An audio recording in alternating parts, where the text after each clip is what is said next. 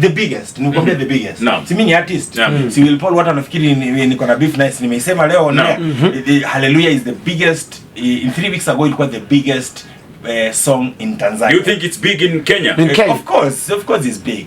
So lakini with the wrong titling, huwezi ita nyimbo ya kukunana wrong titling. Bwana mkunaji umelikuta. Sasa Yesu hawezi ingiliana kwa kukunana. Ni kuweka Yesu mahali afai yani. Ringtone. Lakini talent Will Paul big up talent anayo.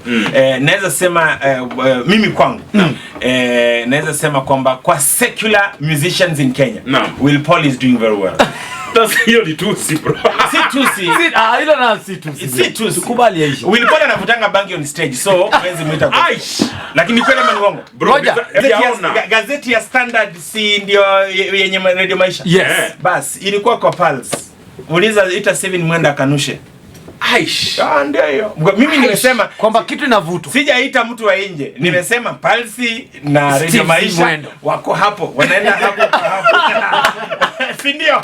Pulse ndio Radio Maisha. Uko sure hujavuta chochote ulivyokuwa unakuja hapa hivi? Bro, unless wewe usomangi gazeti la Pulse na ni lenyu. Mimi nalisoma, mimi ni fan, nasikiza Radio Maisha, nasoma gazeti lenyu.